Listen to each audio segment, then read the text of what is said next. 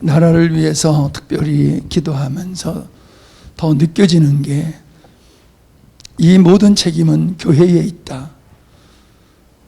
더 정확히 여기면은 목회자에게 있다.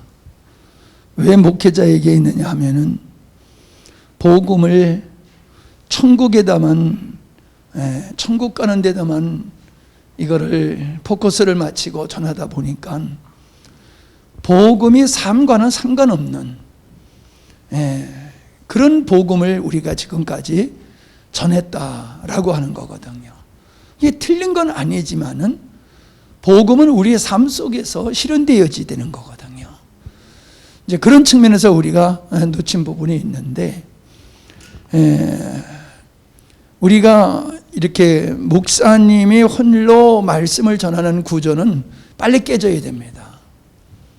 빨리 깨지고, 내가 은혜 받고 내가 또 다른 사람을 세우는, 그래서 하나님의 교회, 하나님의 나라를 함께 세워가는 이 구조가 돼야지, 그냥 목사님이 선수를 띄고 성도들은 관람은, 이런 형식 가지고는 주님이 원하는 교회가 세워질 수 없다.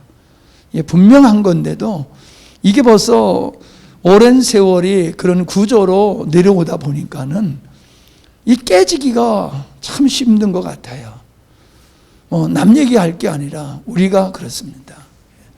그래서 앞으로 어떻게 될지 모르겠지만은 여러분께서 은혜 받은 말씀을 가지고 여러분이 우리 교회를 세워가는 그런 시간을 갖도록 하겠습니다. 자유롭게 나오셔서 하는데 한 5분 정도씩만 하시기 바랍니다. 예.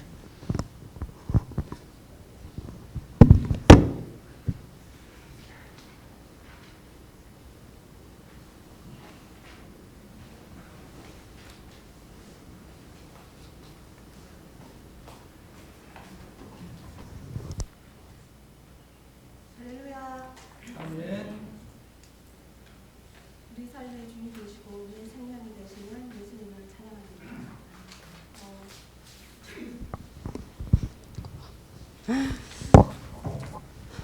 저는 좀 간단하게 좀 적어봤습니다. 그건 제가 읽겠습니다.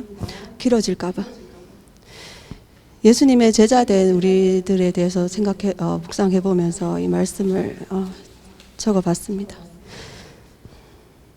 예수님의 제자들은 성령을 받기 전에 철저히 실패한 사람의 모습이었습니다.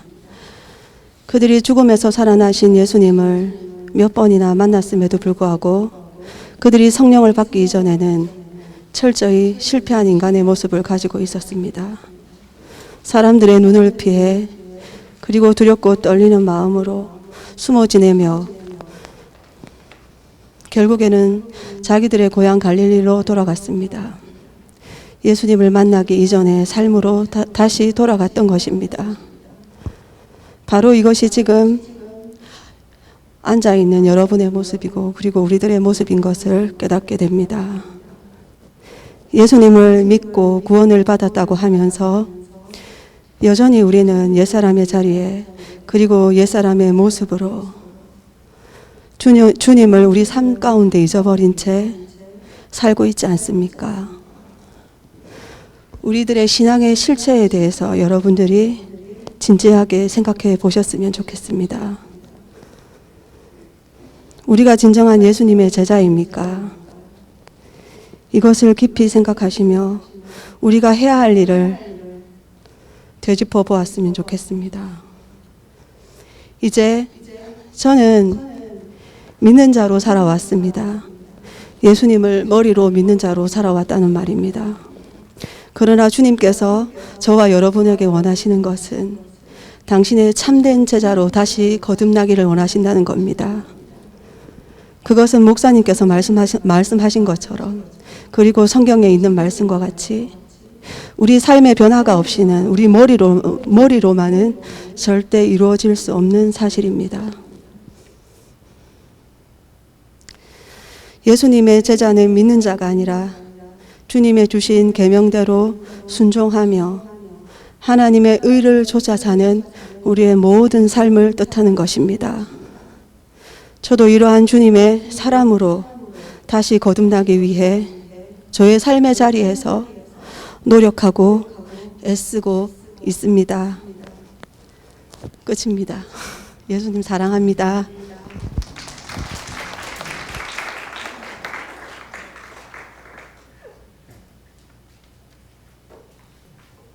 제목이 좀 거창합니다. 하나님 나라의 정의란 이란 얘기로 시작해 보겠습니다. 항상 살면서 저는 부당한 것에 대하여 당당히 말할 수 있는 사람이 되어야 한다고 생각했습니다. 그렇지만 사회생활을 하다 보니 그게 생각처럼 쉽지 않았습니다. 모든 일에 저만의 기준이 있어 그 기준에 조금만 어긋나게 되면 상대방이 틀렸다 생각하여 잦은 분쟁도 생기곤 하였습니다. 그런 저의 행동을 통해 주위 사람들에게 상처를 주고서도 후회는 없었습니다. 오히려 그렇게 살지 못하는 것이 비겁하다 생각했고 저만의 신념으로 가득 차 있었습니다. 이런 것들이 제가 생각했던 정의였습니다. 이런 마음으로 살다 보니 새로 이직한 직장에서도 순탄하지만은 않았습니다. 오랜 시간 제 기준으로 부당하다 여긴 부분에 대해 맞서 분쟁하는 시간들을 겪으며 제가 할 수 있는 일을 더 이상 없다는 한계에 달했을 때 비로소 하나님께서 저의 그 완악함을 아시고 이렇게 아픈 고난을 주신 것을 깨달았습니다. 마치 저에게 네 자신을 내려놓아야 비로소 내가 일할 수 있단다 라고 말씀하시는 것처럼 하나님께서는 귀한 권사님을 연장으로 사용하셔서 제게 다가와 주셨습니다. 카톡방에서 나누는 말씀의 교제 그리고 믿는 사람과의 1대1의 영적 교제를 통해 그 미약한 가슴에 주님을 알아가길 사모하는 마음이 요동쳤습니다. 특히 지난 4주간 목사님의 설교 말씀은 제게 바른 신앙 생활을 할 수 있게 밑거름을 만들어주는 실질적인 도움이 되었고 좀 더 구체적이고 세밀한 역할이 눈에 들어오게 되었습니다. 제가 처해 있는 상황 속에서 제게 주신 역할을 주님의 증인으로서, 주님의 파수꾼으로서, 주님의 제자로서, 주님의 동역자로서의 사명감을 잘 감당하며 가정에서나 직장에서 하나님의 거룩한 뜻을 이루려고 하는 자세로 임하며 하나님의 의가 빛날 수 있도록 주님께서 이 믿음을 주셨다는 걸 깨달았습니다. 또한 전하기를 갈급해하는 자의 길을 본받고 싶고 저에게도 그런 믿음의 성숙이 허락되어지길 기대하게 되었습니다.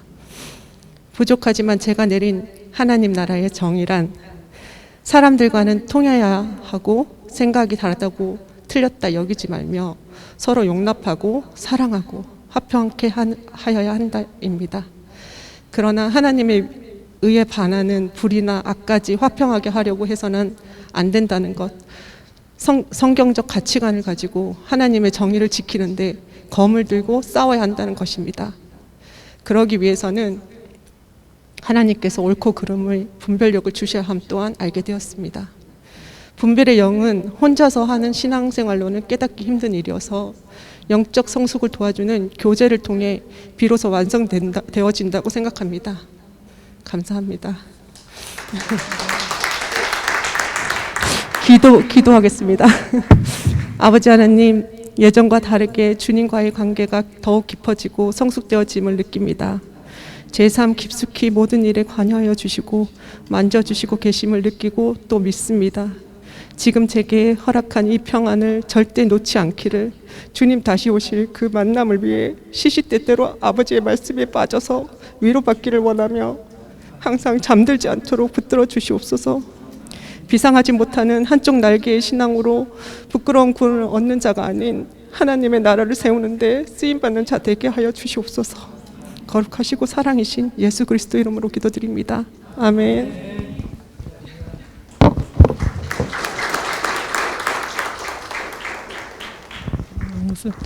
제가 뭐 거창한 말로 하려고 한 게 아니라요. 오늘 선택에 대해서 말씀하시는데 여기서 잘 안 보일까봐 제가 너무 작아서 키가 작아 죄송합니다. 주님이 그렇게 만드셨으니 할 수 없지 뭐. 근데 우리 하나님은요, 제가 이렇게 주님을 정말 만나고 내가 만나는 사람한테 그래요. 전 새롭게 거듭났다. 새 사람이 됐다. 또 내가 실패하고 넘어질지라도 나는 그렇다. 이렇게 담대히 얘기를 하는데요. 우리 하나님은요 되게 심플해요. 그리고 하나님은 엄청 멋쟁이에요. 제가 그걸 어떻게 깨달았냐면 내 믿음대로 될지어다 했을 때, 믿음이 왔을 때, 순종했을 때 하나님은 역사하시더라고요. 그리고 하나님은요 기도 제목을 주셔도요 장황하게 안 주세요. 절대. 이번에 이것을 위해서 기도할 때 하나님, 목사님이 그러시더라고요. 여보, 하나님한테 어떻게 기도할 건지 한번 여쭤봐 그러시더라고요. 전 여쭤보지 않고 난 내 맘대로 기도했는데 하나님이 딱 그 말씀을 하시더라고요. 내 마음을 갖도록, 저들이 내 마음을 갖도록 기도해 줘라, 이렇게 말씀하시더라고요. 되게 간단하죠. 그게 그때는 이해가 안 갔어요. 어떻게 저들이 예수도 안 믿고 하나님도 모르는데 또 아는 사람이라 할지라도, 근데 그게 그래서 그렇게 기도하면서 저희 굉장히 마음을 주시는 거예요. 사도 바울을 만나주신 주님, 이동 교수님 만나주신 주님, 정말 모세를 만나주신 주님, 그리고 제가 그래요. 감히 하나님한테 저를 만나신 주님, 그들 만나주세요. 주님이 만났을 때에 정말 누구든지 변화된다는 거예요. 그래서 우리 하나님은, 제가 그래서 저 혼자 기도하다가도 그 은혜가 되면 하나님 멋져요. 멋쟁이 막 그래요. 그럼 하나님 되게 기뻐하시는 것 같아요. 그래서 우리가 하나님은 장황하고 막 이게 아니라 심플하고 멋쟁이에요. 그래서 여러분들이 마음이 감동될 때는 그렇게 하세요. 하나님 멋져요. 감사해요. 그러면 하나님 되게 기뻐하시고 좋아하시더라고요. 그래서 오늘 말씀 선택과 같이 믿음으로 선택하고 순종했을 때 내 믿음대로 될지어다 하는 자유의지를 주신 거에서 너무 감사하더라고요. 내가 자유의지로 믿음으로 선택해서 순종해 나갔을 때는 멋진 하나님, 정말 멋쟁이 감사할 수밖에 없고 기뻐할 수밖에 없는 그런 하나님을 내 삶 속에서 누리고, 그렇지 않고 내가 순종 안 했을 때는 순종 안 한 자들의 받을 그러한 그 어려움 있죠. 그런 거를 당한다는 거예요. 그게 딱 두 가지더라고요. 내가 주님이 말씀하실 때 믿고 순종하고 나갈 것이냐, 아니면 그걸 거절할 것이냐. 이렇게 말씀에 비춰서 가면 재밌게 살고 행복하게 살고 기쁘게 살고 그래요. 환경은 똑같지만 하나님께서 그런 은혜를 주시더라고요. 이제 제가 철이 좀 들은 것 같아요. 감사합니다.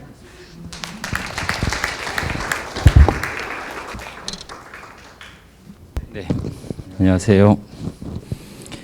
네, 제가 그 글을 가끔 적을 때가 있는데 가장 좋은 시간이 주일 아침에 예배 드리기 전에 잠시 스치는 생각들을 잠깐 적을 때가 있습니다. 지난번에 적은 글인데요. 주님의 은혜와 국민하심에 감사. 며칠째 신고 빠지 못해 냄새나는 양말과 속옷. 어젯밤에 먹다 남은 빵 조각 부스러기, 호주머니 속에 몇천 원과 동전 몇 개, 전국을 떠돌다 다니며 가졌던 전 재산이었다. 20대 젊음의 시대에 많은 만남과 도전과 실패 속에 방황하던 시간조차도 내일을 나아가는 방향은 주님이 원하시는 삶의 방향으로 이끄셨음을 주님의 전적인 은혜요 긍휼하십니다. 다음 세대를 살리고자 하는 마음과 용기를 주시고 이 일에 함께 동역하며 한마음 품은 아내를 주시고 이 귀한 일에 말씀으로 바로 서고 기도로 협력하는 귀한 교회를 섬기게 하시며 물질적으로 서포트할 수 있는 회사를 경영하게 하시며 이 일에 함께 힘쓰는 협력자와 선생님들을 붙여주심은 전적인 주님의 은혜요 국민하심입니다. 주님이 어떠한 상황 속에서도 주님을 향한 한마음 변하지 않고 오로지 주님을 향한 그 고결한 믿음 잃지 않고 나아가기 원합니다. 이 또한 주님의 은혜와 국민하신 분입니다. 예. 제가 그 민지사님과 가끔 부부싸움 할 때가 있습니다. 예, 유일하게 부부싸움 하는 이야기는 정치 이야기입니다. 예, 얼마 전에도 한번 다퉜습니다. 그래서 마음이 많이 무거워 있었었는데요. 저는 전라도 출신입니다. 여수가 출신이고, 그리고 전라도에서 교회를 다녔고 이제 정치적인 성향에 있어서는 이쪽 완전 반대죠. 그러고 있다가 너무 경상도가 궁금해서 경상도로 대학을 갔습니다. 몇 개 대학이 됐지만 일부러 경상도에 그것도 가장 보수적인 구미의 금호공대를 갔습니다. 가서 경상도 친구들 많이 사귀고 그 문화를 좀 접하게 됐습니다. 기차를 타고 대전까지 올라가서 기차를 다시 옮겨 타고 다시 구미로 내려가면 전라선과 경상선이 확연히 다름을 알게 됐습니다. 전라도에서는 새 무궁화가 없었습니다. 항상 중고로 되어 있는 쓰다 남은 열차가 이쪽에서 사용하게 되죠. 여전히 외선이었습니다. 그리고 앞에 가는 기차를 기다린다고 대기하는 시간이 많았습니다. 그런 것들을 경험하고 살았던 것 같습니다. 그러다가 저 세대가 마지막 학생 운동하는 때였습니다. 저도 열심히 학생 운동을 했습니다. 그리고 또 그쪽 관련해서 학교에서 선거도 나가기도 하고 열심히 나름대로 열심히 살았던 것 같습니다. 저의 신앙과는 어쩌면 한쪽으로 치울 수 있다고 생각이 들 정도였습니다. 많은 교회 목사님들을 만났고 교회를 섬겼지만 제 성향은 여전했습니다.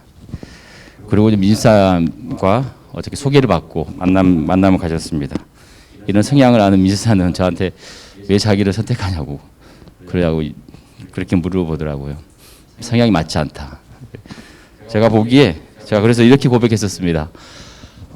민주사 같이 있으면 하나님과 좀 가까이 갈 수 있을 것 같다. 그렇게 설득을 해서 결혼했었습니다. 그리고 이제 함양에 우리 교회로 왔습니다. 저는 이제 이번 선거가 저에게는 큰 도전이 되는 선거입니다. 왜 그러냐면 계속 목사님이 말씀하시는 내용들을 들을 때 마음의 무거움도 있었습니다. 그러다가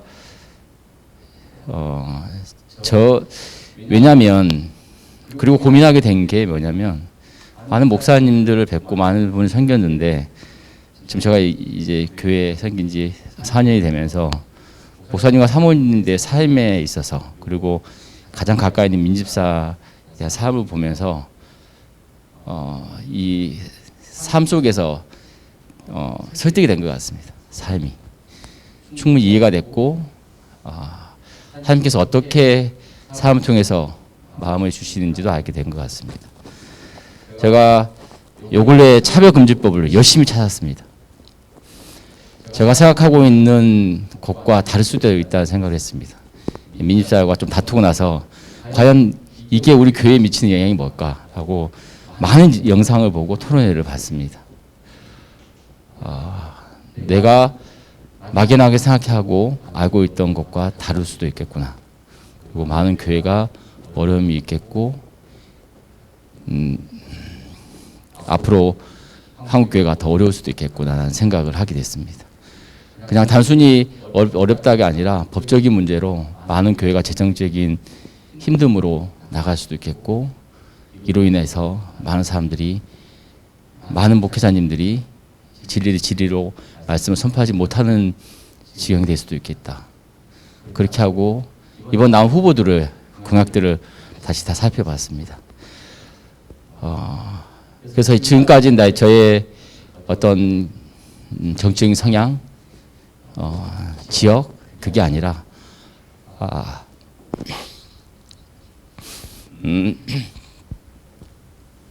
이번만큼은 하나님께서 이 교회를 바라보시고 모든 후보들이 다 마음에 안 들지만 기준을 하나님의 기준으로 한번 보고 더 자세히 들어보고 삶을 선택해야겠다 생각을 하게 됐습니다.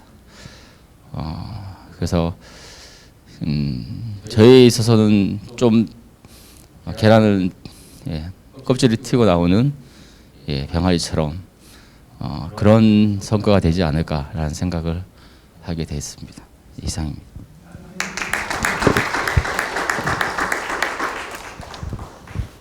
이 자리에 서는 발걸음이 당당하게 나오는 것 같지만 사실은 많은 고민을 하고 나옵니다. 왜냐하면 제 삶이 온전하고 아름답고 그리고 주님 보시기에 완전하지 않는데도 불구하고 부끄러움과 부족함과 쪽팔림과 그리고 다른 사람에게는 보이고 싶지 않은 그런 안 좋은 모습들이 있음에도 불구하고 서야 하는 그 부담감이 사실은 좀 많이 있거든요.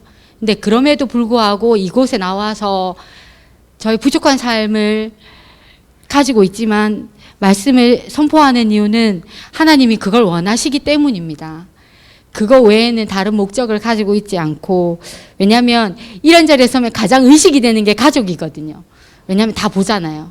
그리고 김경식 집사님도 고백하시지만 부부싸움한 얘기도 있거든요.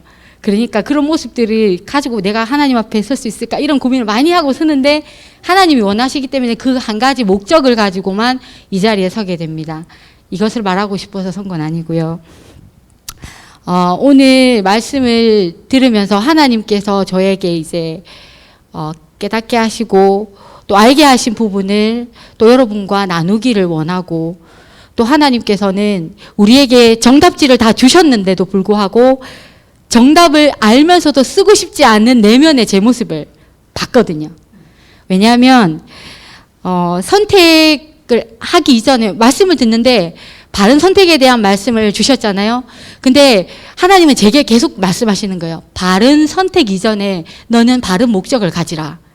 자꾸 이 말씀을 주시는 거예요. 왜냐하면 분명한 목적이 있어야지 우리가 분명한 선택을 할 수가 있거든요. 근데 그 선택에는 행동과 의무와 책임이 따릅니다. 그 선택이라는 단어가 주는, 또 선택했을 때 그 행동으로 옮겼을 때 그 주는 무게감이 상당한 걸 여러분들도 다 알잖아요. 선택을 하고 난 이후부터는 그 선택에 대한 모든 책임과 또한 그에 따른 모든 의무와 또한 행동을 해야 되니까 그 주는 무게감이 상당하리라고 생각됩니다. 저 또한 마찬가지고요. 그래서 정답지를 우리는 받고서도 정답을 쓰지 않는다고 제가 말한 이유는 뭐냐면, 벌써 한 4주에 걸쳐서 목사님을 통해서 우리가 그리스도인으로서 하나님의 자녀로서 가져야 될 목적에 대해서 이미 말씀하셨어요. 너희는 이런 자가 되라. 이런 목적을 가지고 살아가라. 그게 한 4가지 정도 말씀하셨는데, 증인, 그 다음에 파수꾼, 제자, 동력자. 이거는 주님이 우리 모두에게, 믿는 자 모두에게, 그리고 성경이 분명하게 말씀하고 계시는 그리스도인이라면 누구나 가져야 될 분명한 목적, 방향성이죠. 이 방향으로 나아가라. 그러나 선택은 너희가 하라. 우리에게 주신 자유의지로 선택은 우리에게 하게끔, 그렇게 살 것인지 그 길을 갈 것인지 말 것인지, 이 길을 책임감 있게 힘들어도 끝까지 갈 것인지 말 것인지에 대한 선택은 오늘 우리에게 말씀을 통해서 주님이 도전하고 계시는 거거든요.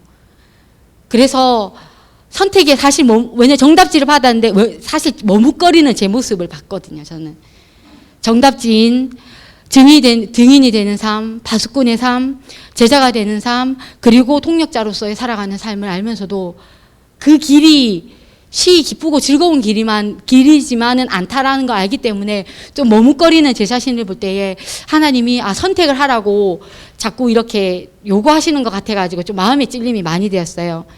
그러면서 하나님께서 저에게 또 다른 주시는 말씀을 로마서 12장 2절 말씀을 생각나게 하시더라고요. 제가 읽겠습니다. 너희는 이 세대를 본받지 말고 오직 마음을 새롭게 함으로 변화를 받아 하나님의 선하시고 기뻐하시고 온전하신 뜻이 무엇인지 분별하도록 하라. 여기 이 말씀이 제가 익히 알고 제가 좋아하는 말씀이고 제가 기도하는 말씀이지만 다시 새롭게 다가온 건 뭐냐면 여기에 하나님의 목적, 하나님의 뜻이 담겨 있었어요. 하나님의 그것은 뭐냐면 바른 목적은 무엇이냐면 하나님의 선하시고 기뻐하시고 온전하신 뜻이 바로 하나님의 목적이라는 거죠. 우리가 그것을 가지고 살아가는 거. 그러면 우리가 어떤 선택을 해야 되냐? 여기에 답도 있더라고요. 내가 선택해야 될 건, 그리스도인인 우리가 선택해야 될 건 뭐냐면 이 세상을 본받지 않으면 돼요. 이게 우리의 선택이에요. 그리고 마음을 새롭게 하는 거예요. 항상 우리의 마음을 새롭게, 어제 새롭게 했으면 오늘 또 새롭게 하고 날마다 우리의 마음을 새롭게 함으로 변화되는 우리의 삶을 주님이 선택하기를 원하시는 거죠. 이게 주님이 우리에게 선택하시기를 원하시는 거예요. 그리고 마지막으로 분별해야죠. 분별하는 게, 이게 하나님의 올바른 길을 따라가는 올바른 내가 선택인가 하는 거 분별하라. 이것이 주님께서 우리에게 주시는 목적과 나에게 주시는 바른 선택을 하라고 하시는 말씀인 것 같아서 이거를 나눠야 되겠다. 마음이 부담이 많이 되지만 나눠야 되겠다 하는 생각이 들어서 함께 나누어 보았습니다. 감사합니다.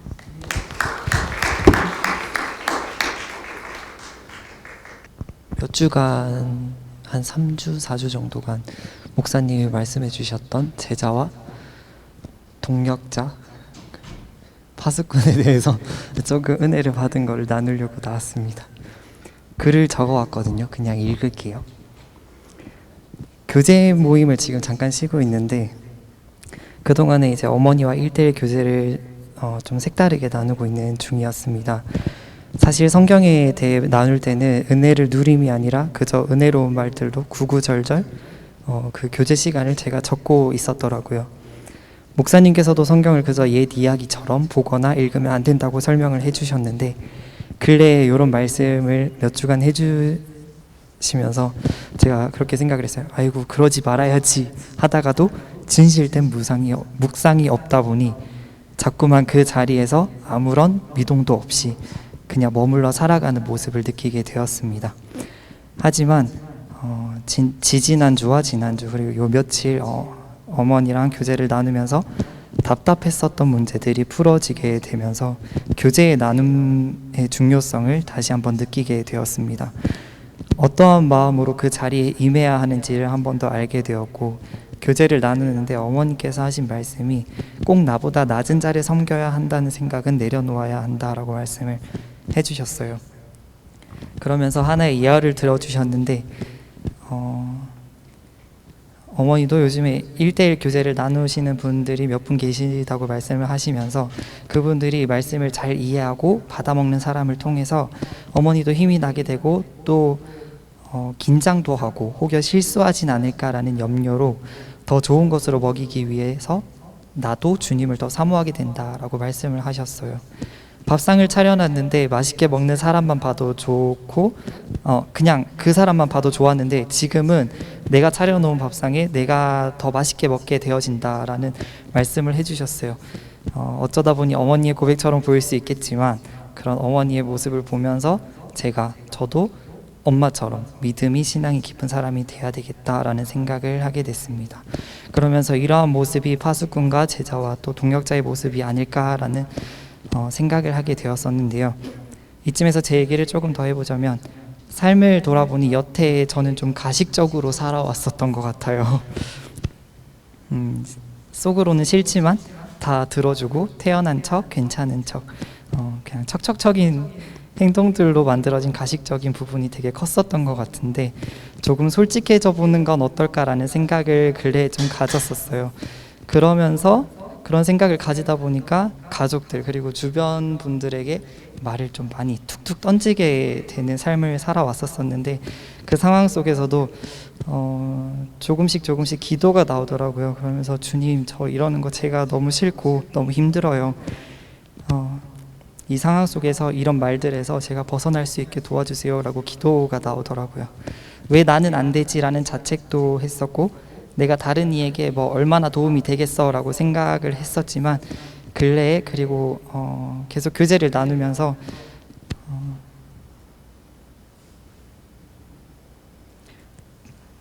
그런 안 좋았던 생각들이 조금 차차 정리가 되어져 가고 주님을 더 의지하려고 하는 방향으로 점점 바뀌게 되더라고요.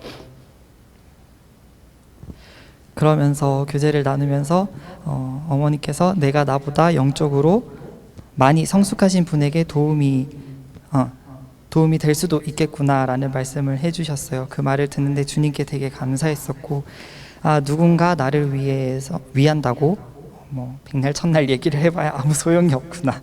왜 사모하는 자에게 하나님이 역사를 하시는가를 느끼게 되었었습니다. 그러면서 이렇게 글을 적으면서 답답했던 마음이 조금씩 더 차분하게 되어졌었고, 목사님을 통해 귀한 말씀의 주제로 교제를 나누며 많은 시간은 아니더라도 조금씩 한 발 더 내디딜 수 있게 해주신 하나님께 참 감사했던 시간을 보냈었습니다. 감사합니다.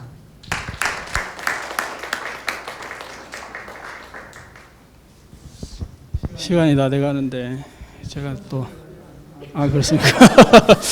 예, 또 눈치 없이 나오는 건 아닌가 싶어서 조금 죄송스럽지만, 오늘 이 선택이라는 말씀이 저에게는 이제 간증거리가 좀 있습니다. 그래서 선택에 이렇게 선택 때문에, 후회된 선택 때문에 안 좋은 결과들을 보신 분들이 아마 저뿐만이 아니라 이렇게 계신 분들이 좀 있을 거라고 생각이 듭니다. 오늘 목사님께서 이제 선택에 관해서 주신 말씀이 무슨 뜻인지 아마 좀 다들 눈치를 채시지 않았을까 그런 생각이 듭니다.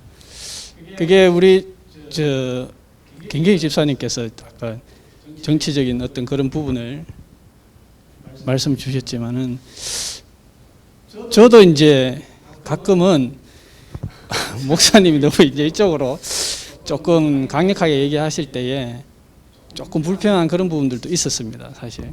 근데 이제 그러면서 제가 지금 이 자리에서 이제 그 얘기를 이렇게 같이 이렇게 또 꺼내는 것도 목사님을 돕는 동력자로서의 의미로서의 또 좋은 그 간증이 되지 않을까 싶어서 말씀을 드립니다. 우리가 이렇게 그냥 이렇게 사람을, 아무리 좋은 사람이라도 그 사람이 하나님과 반대되면 우리는 그 사람을 지지하면 안 된다고 저는 생각을 합니다. 그게 왜냐하면은 그분들은 사람을 지향하기 때문이죠. 그리고 사람들이 원하는 것들을 하게 되어 있습니다. 결론적으로는 우리는 그 뒤에 너머에 있는 그 하나님의 뜻이 무엇인지를 봐야 되는 거죠. 내가 전라도에 살아서 전라도 사람이 성향을 갖고 있기 때문에 그 베이스가 있지만은, 하나님은 그럼 왜 하나님은 여기에 오른쪽에 있는 이 사람들이 분명히 잘못한 것도 있는데 왜 지적하지 않으시고 왜 이쪽으로 자꾸 치우치냐는 거죠. 그걸 우리는 이해를 해야 됩니다. 그걸 놓고 기도를 해야 되고, 아주 쉽게 얘기를 해서 대한민국의 모든 왕들이 가만히 보면 경상도 쪽에서 많이 나왔습니다. 그죠? 그렇습니다. 그럼 왜 전라도 쪽에서 그런 분들이 안 나왔을까? 그걸 우리는 하신 분들 모르겠지만 저는 생각을 많이 합니다. 여기에서 나오는 게 하나님께서 원하시는 그런 부분들이 많기 때문입니다. 대한민국을 이렇게 다스리게 하는 하나님의 영향력이 이쪽으로 많다라는 거죠. 이 사람이 나쁘고 독재자고 이런 걸 떠나서, 그죠? 우리는 그걸 봐야 되는 거죠. 하나님이 운영하시는 넓은 숲을 이렇게 보는 그 시각을 가져야 된다는 겁니다. 그래서 목사님 가끔 이렇게 정치적인 설교를 하실 때 불편해 하시면 안 돼요. 그걸 우리가 품고 기도를 하고 왜 저렇게 강력하게 나라를 사랑하는 마음으로 하실까라는 걸 생각해야 된다는 거죠. 그래서 선택을 이렇게 저는 개인적으로 한 4년 전에 아주 잘못된 선택을 한 적이 있습니다. 그게 이제 제가 하나님이 분명히 싫어하시는 걸 알면서 제가 어떤 회장의 어떤 자리에 앉은 적이 있습니다. 우리 지금 직장에서 한 120명 정도를 대표하는 그런 자리였거든요. 근데 이제 그쪽에 이제 좀 약간 왼쪽으로 치우친 그런 성향의 단체였습니다. 근데 그런 속에서도 물론 그 사람들이 잘못되고 이런 건 없습니다. 근데 아주 작은 부분들이 그런 것들이 있더라고요. 그러니까 정말 안 좋은 그런 것들이 숨어 있더라고요. 그래서 우리가 상대적으로 이런 부분들을 알고 깨닫고 있어야 된다. 그래서 우리가 이런 선택을 할 때에 정말 집중하고, 이걸 왜냐하면은 이게 잘못됐을 때에 오는 후폭풍이, 저는 개인적으로 3, 4년 전에 했던 이 선택이 굉장히 저를 힘들게 했거든요. 그래서 제가 우리 아이들한테 축복기도 이렇게 내용이 쭉 있거든요, 레파토리가. 그래서 그때 정말 심각하게 선택을 정말 잘해야 되는구나. 그래서 기도 제목이 그걸였습니다. 애들 축복기도 제목 중에 애들이 하나님이 기뻐하는 것을 선택하게 해달라고 그 레파토리를 하나 였어요. 매일 그 기도를. 왜냐하면 선택에 대해서 너무 빼저리게 느꼈거든요. 내 자신이 내가 기뻐하는 걸 선택해서 분명히 하나님 싫어할까 하는데 기도도 안 했습니다. 은혜가 없었던 시대도 아니에요. 그래, 그냥 하나님 제가 좀 욕심이 나고 요 자리가 탐이 납니다. 그렇게 해서 시작했거든요. 근데 결론적으로 내 이제 굉장히 좀 직장생활 힘들었고, 하나님 내가 괜히 선택을 했다. 계속 후회를 하면서 선택에 대해서 정말 빼저리게 경험한 적이 있거든요. 그래서 요게 이제 물론 우리는 요 선거에 앞서서 이제 목사님이 강력하게 자꾸 얘기를 하시는 이유도 우리가 요런 그것을 세울 때에 기초를 다지는 거거든요, 사실은. 요게 다음 세대로 이어지고 하는 거기 때문에 요쪽에서 오른쪽에서의 성량들이 사람이 나오는 그쪽이 우리가 봤을 때 하나님의 그 시각에서 봤을 때는 하나님이 어떤 교회와 같이 협력해서 가시는 부분이 많기 때문이지 않을까 이렇게 보시면 될 것 같아요. 그래서 선택의 결과는 온전히 우리가 받아들여야 되고 그런 부분에 대해서는 앞으로 우리가 해야 할 일은 기도하고 누가 되었든지 간에 기도하고 후원함으로써 미래를 준비하는 저희들이 돼야 되지 않을까 싶습니다. 이상입니다.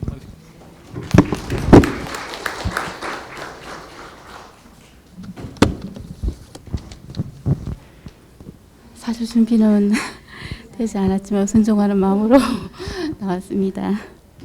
하나님께서 세상 가운데 있는 우리를 불러셔가지고 하나님의 자녀로 또 삼아주시고 또 하나님의 뜻을 이루는 데에 우리를 하나님의 동력자로 또 일꾼으로 제자로 불러주신 하나님께 너무 감사합니다. 우리는 하나님께서 하나님의 뜻을 이루는데 우리를 통해서 하나님께서 일해 가시는데 그 과정 속에서 우리가 하나님이 이렇게 동력자이기도 하지만 우리는 하나님 뜻을 이루는데 우리 온 성도들도 같은 다 동력자이거든요. 성경에 보면 사도 바울과 에바브로디도의 그런 동력이 하는 모습이 있거든요. 사도 바울이 에바브로디도를 향하여서 칭찬하는 그런 모습을 빌립보서 2장 25절에 있더라고요. 그는 나의 형제요 수고하고 함께 군사된 자요 너희 사자로 내가 쓸 것을 돕는 자라. 바울은 에바브로디도를 형제라고 이렇게 얘기를 했습니다.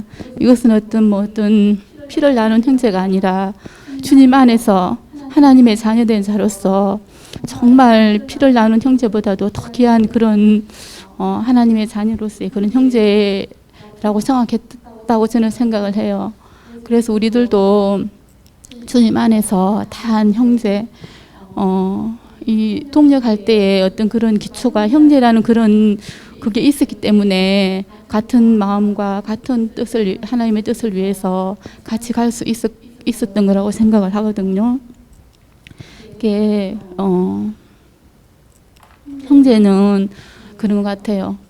서로 내 옆에 형제가 부족함이 있고 연약함이 있어도 그것을 부족함과 연약함을 들추어내고 탓하는 게 아니라 내 형제의 그런 부족함을 내가 채워주기 위해서 이렇게 또 그 연약함을 이렇게 보듬어주고 같이 가기를 이렇게 손잡고 같이 가기를 원하지 그 부족함과 연약함을 정죄하고 판단하는 그런 게 아니더라고요.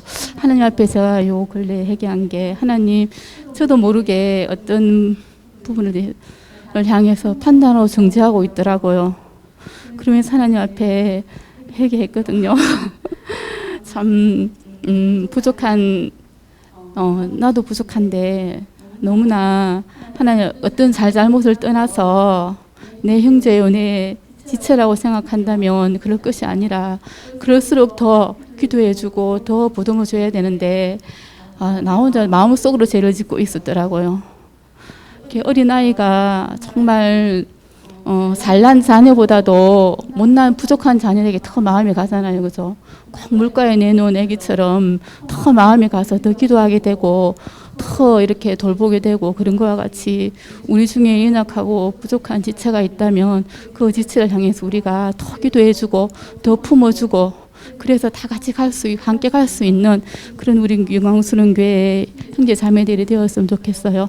그래서 다 같이 주님의 동력자로 그 길에서 나아갔으면 참 좋겠습니다.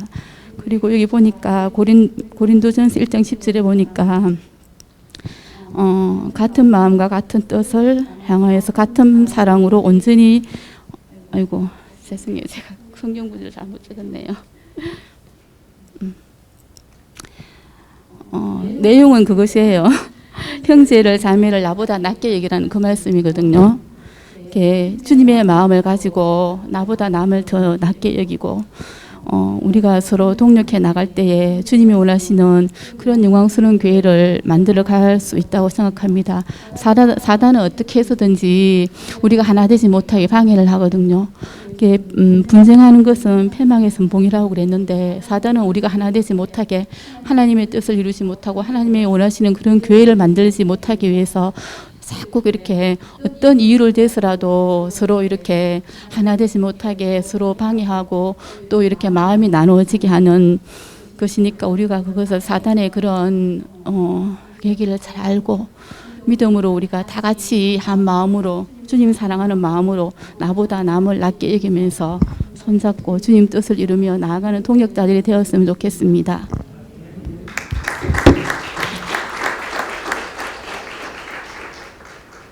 저도 읽겠습니다. 저는 그냥 기도하는 요즘에 이렇게 그런 게 있어서 나누고 싶어서 나왔는데요. 저는 하나님 앞에 늘 간절히 기도하는 몇몇 가지가 있습니다. 그 중에 하나가 하나님께서 주신 은혜를 잊어버리는 자 되지 않게 해달라는 것입니다. 구원의 은혜 이 한 가지만 생각해 보더라도 내 평생을 다 드린다 해도 갚을 수 없는 엄청난 은혜이기에 그 큰 은혜를 받고도 주님을 배신하는 길에 서지 않게 해달라고 간절히 기도합니다. 저 스스로는 하나님 주신 은혜를 지켜갈 힘도 능력도 없습니다. 상황만 되면은 세상의 죄의 어둠에 이끌려갈 수밖에 없는 나약한 존재입니다. 그래서 내 영혼이 괜찮을 때 저는 기도합니다. 하나님, 제가 기도할 수 있을 때 기도합니다. 나도 모르게 주님을 잊어버리고 살아가거나 또한 주어진 환경에 주저앉아 버리거나 주님과 멀어진 상황 가운데 거하게 될 때 나를 잊지 마시고 이 기도를 기억해 주셔서 나를 그 어둠과 멸망의 길에서 구원해 주세요 라고요. 지지난주 목사님께서 말씀하신 것 중에 어떠한 부분이 참 많이 은혜가 되었습니다. 오래전 우리나라는 가난하고 궁핍하고 그리고 어두운 가운데 있었습니다. 하지만 복음이 이 땅에 뿌려지고 또 그 은혜로 말미암아 지금의 이렇게 잘 사는 모습으로 우뚝 서게 되었습니다. 하지만 이 민족은 그 은혜를 잊어버리고 또 우리 스스로의 노력과 힘으로 나라를 세운 줄 알며 또 서로 싸우며 온갖 죄악과 어둠 가운데 있습니다. 과거의 우리 모습을 생각해 본다면 우리가 얼마나 많은 은혜를 받았는지 모릅니다. 그런데 지금은 그 은혜를 잊어버리고 살아가는 것 같습니다. 마치 처음부터 우리가 이렇게 잘 살아온 것처럼 말이죠. 우리는 역사만 보더라도 하나님의 살아계심이 너무 뚜렷함을 알 수 있습니다. 어둡고 황폐한 이 나라를 위해 흘려진 수많은 순교의 피를 그리고 그들의 기도를 그들의 희생을 잊지 않기를 간절히 원합니다. 내가 그리고 우리가 100여 년 전 이 어둡고 황폐한 땅 그 고통 가운데 있는 것처럼 이 나라를 위한 간절한 기도와 간구와 도구가 있기를 원합니다. 잊지 않기를 간절히 원합니다. 하나님께서 지금까지 저에게 베풀어 주신 은혜를 그리고 또 우리나라 가운데 그 베푸신 은혜를 잊지 않기를 원합니다. 내가 또한 우리나라가 하나님을 배신하는 자리에 서게 되지 않기를 원합니다. 우리는 우리에게 주어진 이 시대에 우리가 감당해야 할 사명들을 잘 감당하기를 원합니다. 과거의 믿음의 그 선진들이 자신을 하나님께 드려 그 시대 속에서 그들의 사명을 잘 감당해 이 나라를 이렇게 세운 것처럼, 그리고 우린 다음 세대들에게도 믿음의 유산을 잘 물려주어서 그들도 자신들의 시대에 그들의 사명을 잘 감당해서 우리나라가 예수님 오실 그 날을 예비하는 나라가 되기를 원합니다. 우리 모두의 기도가 그리고 희생이 헛된 것이 되지 않기를 간절히 원합니다.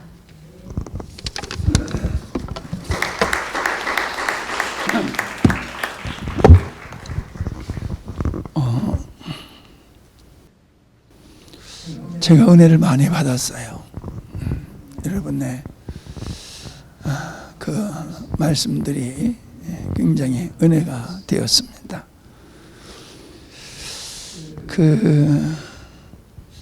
어떤 사람이 어떤 말을 할 때에는 어떤 의도와 목적이 있지요. 어떤 의도와 목적이 있습니다. 네, 여러분이 이제 목사님의 정치적인 얘기를 한다, 이제 그런 얘기를 했었는데, 사실 본질은 그 얘기를 하고 있는 게 아니에요.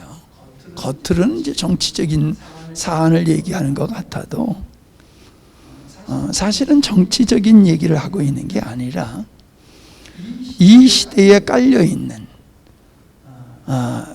이 시대에 사람들이 살아가고 있는 그 정신 상태, 마음, 성향, 이런 것을 지적을 한 것이지, 뭐 우파다, 좌파다, 또 어떤 사람을 공격하고, 물론 그렇게 표현될 수는 있었어요.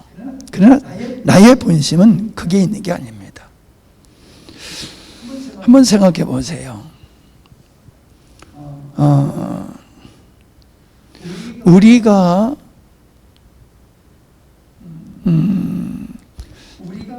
하나님이 주신 은혜를 온전히 누리면서 사람답게 살고 믿음의 생활을 잘할 수 있는, 요거를 바꿔서 얘기하면 하나님의 나라가 어떤 토양에서 이루어질 수 있냐를 생각해 보세요.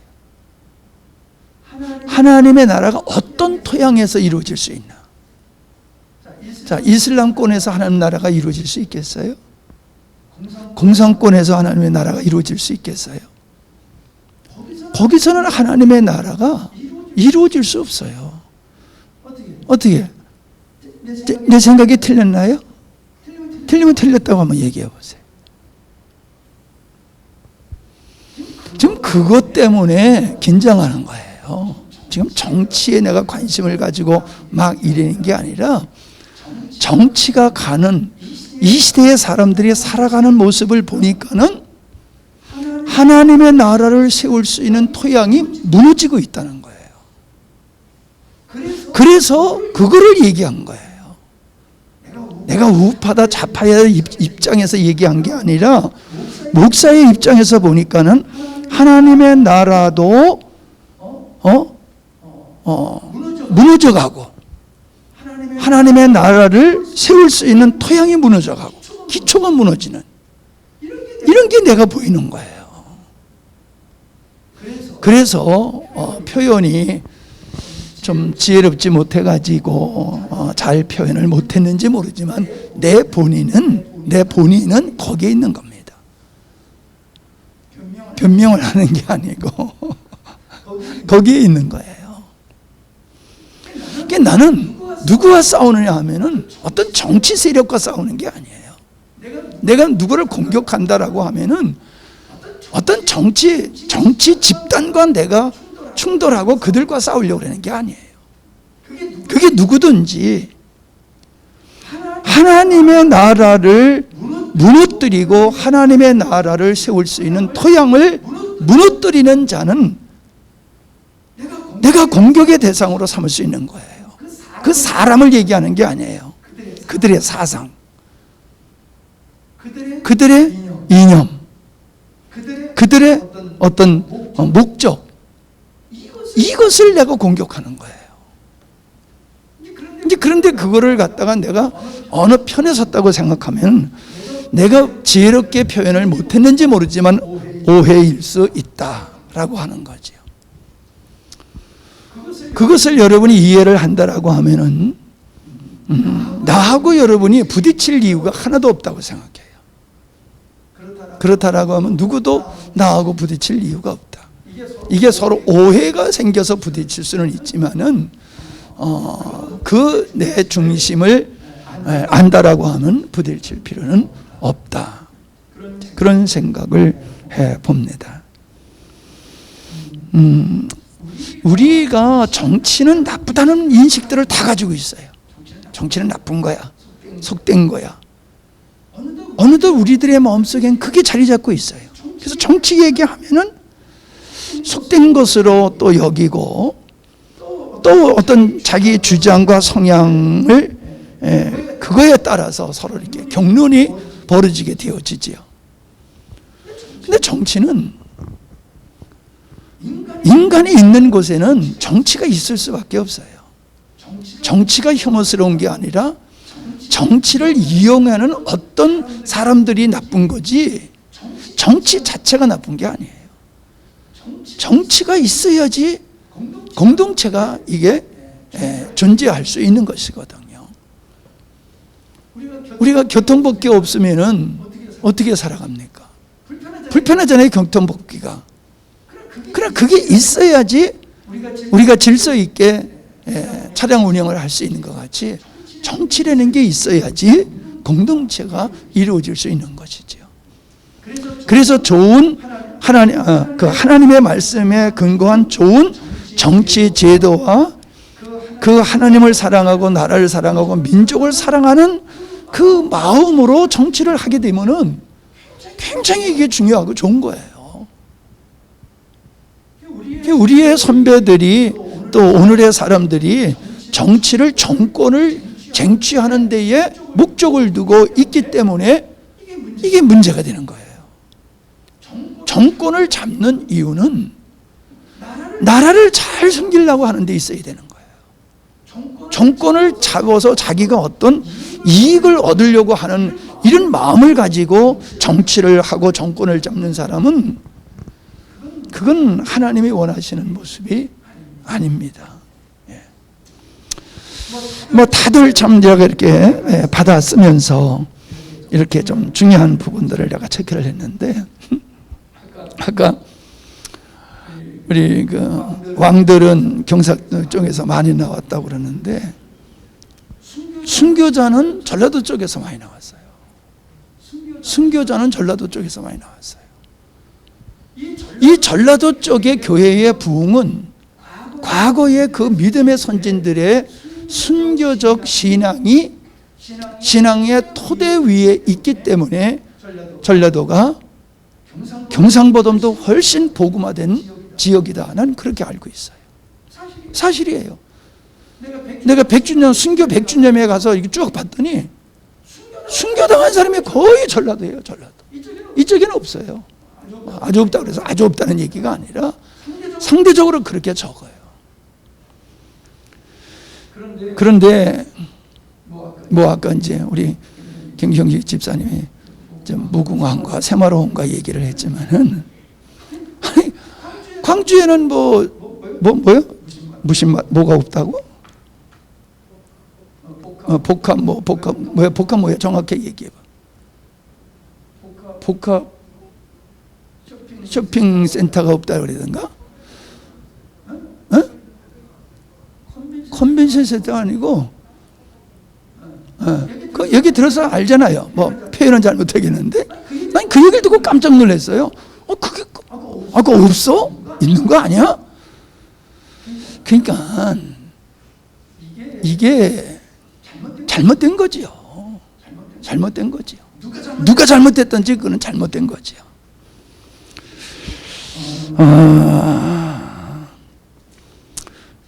하나님께서 사실 내가 요 내주에 주신 말씀은 내가 기획을 해가지고 한 설교가 아니에요.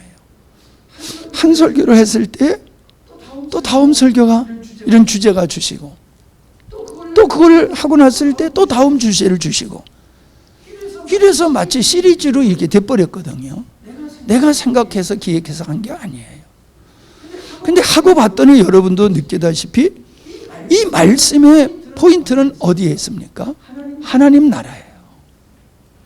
하나님 나라. 그것이 우리의 신앙의 목적이고 우리의 삶의 목적이 되는 거예요. 그걸 강조한 거예요. 여러 얘기했지만은 우리는 이것을 위해서 지음받았고 이걸 위해서 우리는 나가야 되는 거다. 그 얘기를 한 거예요. 이게 본질이에요. 여러 얘기를 했지만.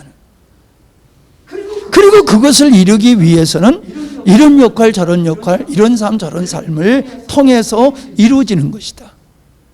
그 얘기를 한 거예요. 나는 우리 차예란 집사님이 매주 나와서 간증했으면 좋겠어. 얼마나 은혜가 되는지 말이야. 아주 심플하게 설명을 잘해.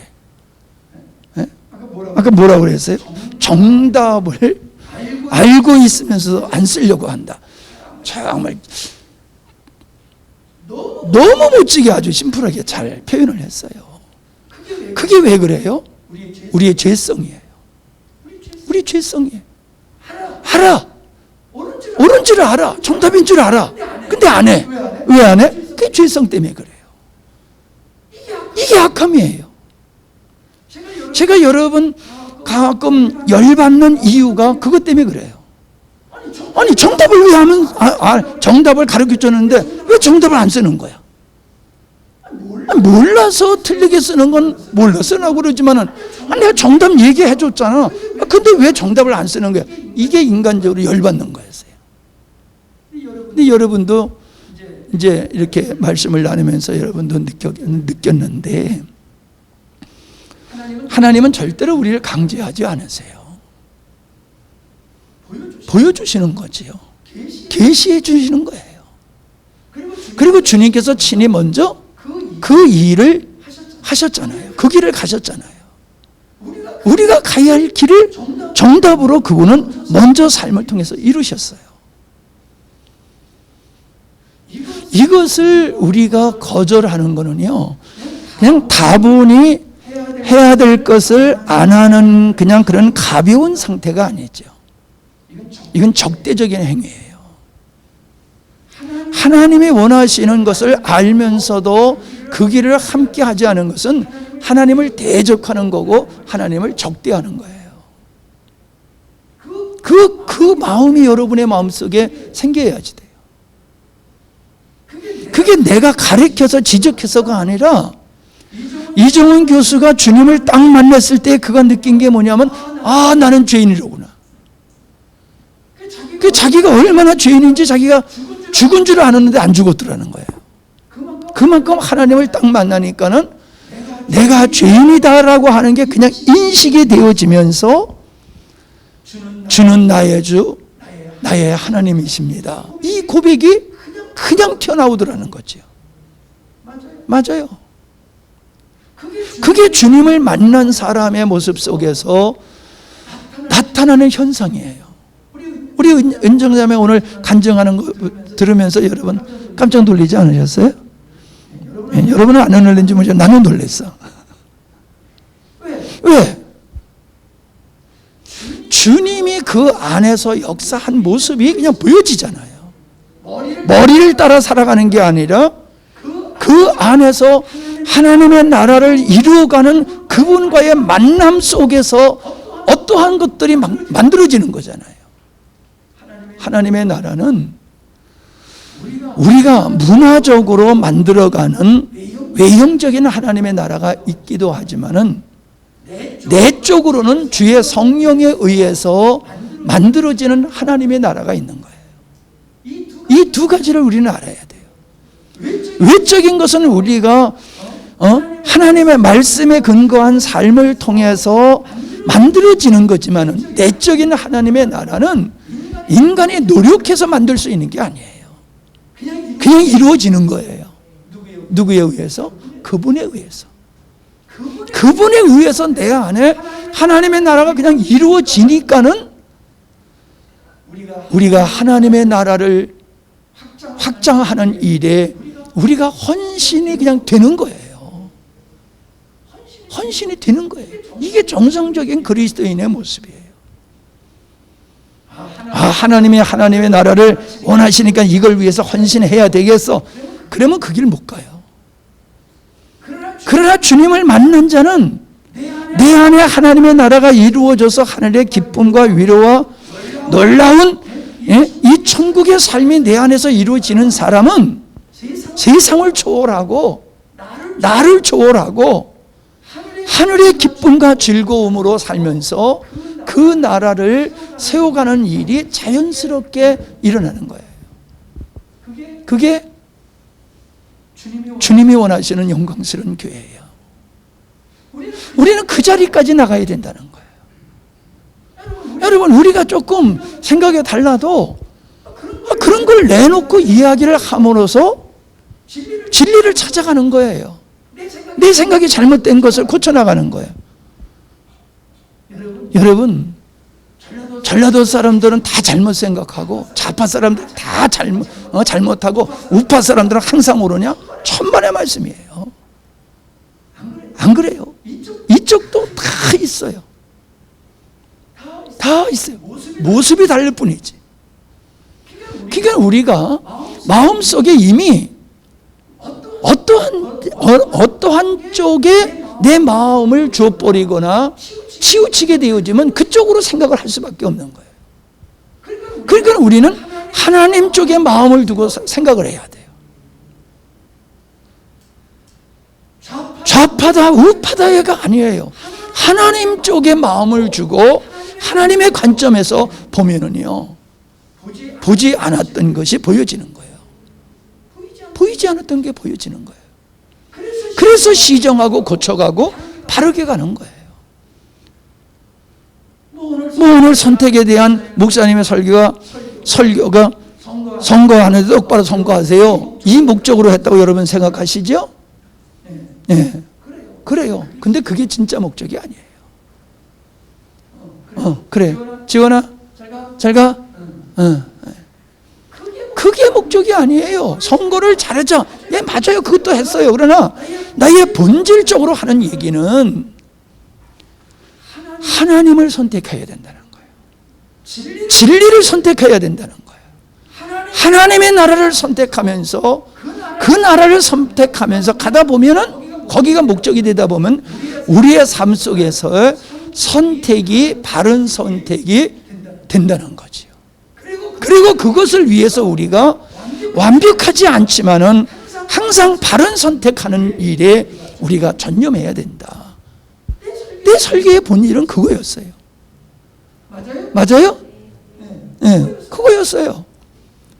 그러니까 말을 할 때에 말에만 너무 묶이면 안 돼요.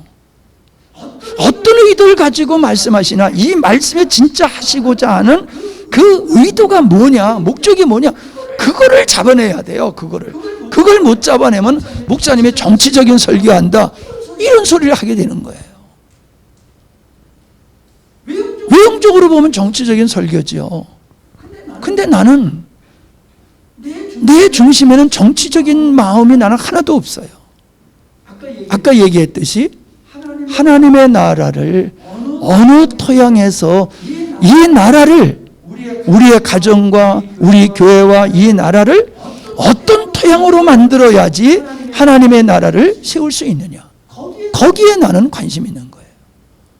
맞죠? 거기에 우리가 관심을 갖는 거예요. 그러니까 혹 내가 표현을 잘못해서 오해를 했다고 하면 여러분이 이해하시고, 여러분이 목사님의 마음을 이해를 못해서 오해했다고 하면 여러분이 푸세요. 우리는 오직 여도 야도 아니고 하나님의 나라를 바라보는 백성입니다. 그 길에 우리는 헌신해야 되고 그 일에 우리는 충성된 모습을 가져야 되는 겁니다. 예.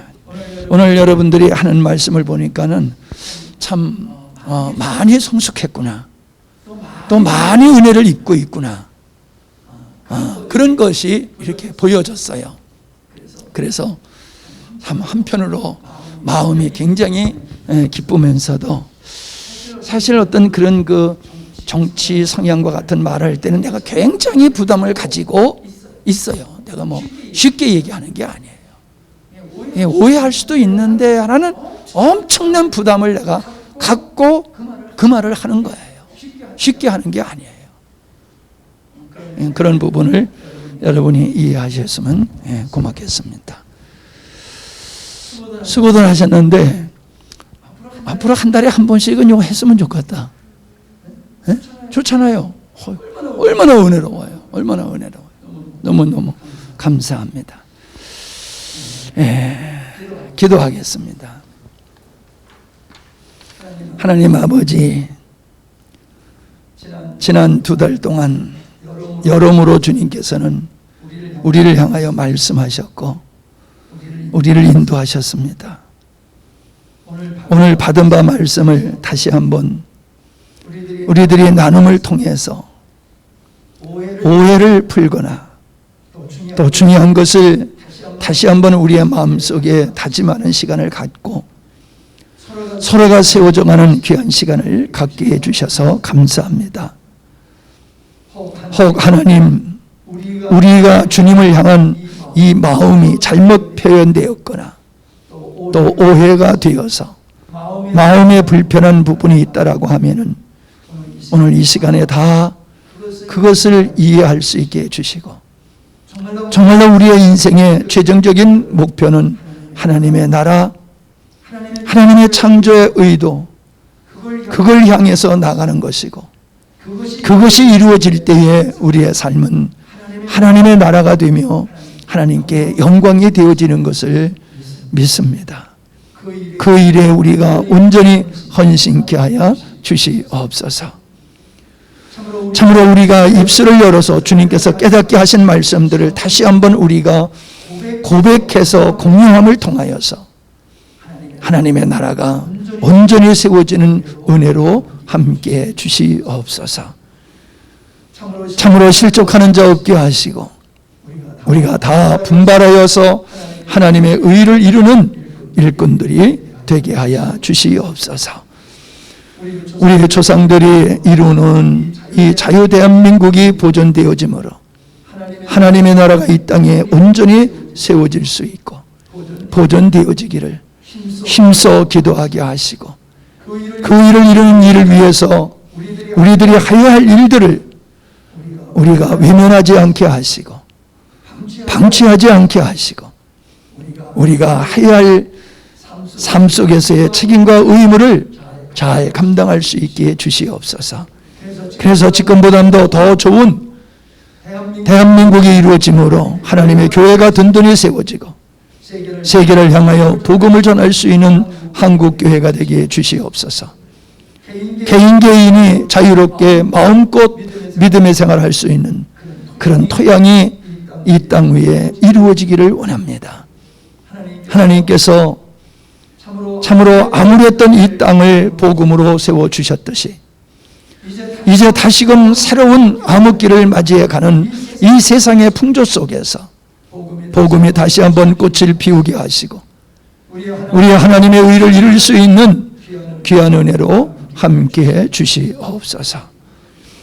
우리의 건강을 지켜주시고 우리의 가정을 지켜주시고 우리의 경제적인 상황을 주께서 이끌어 주시어서 참으로 아름다운 열매를 맺어갈 수 있도록 주님 은혜 베풀어 주옵소서. 감사드리며 예수님의 이름으로 기도하옵나이다. 아멘. 여기 계신 우리 아버지, 아버지의 이름을 거룩하게 하시며 아버지의 나라가 오게 하시며 아버지의 뜻이 하늘에서와 같이 땅에서도 이루어지게 하소서. 오늘 우리에게 일용할 양식을 주시고 우리가 우리에게 잘못한 사람을 용서해 준 것 같이 우리 죄를 용서하여 주시고 우리를 시험에 빠지지 않게 하시고 악에서 구하소서.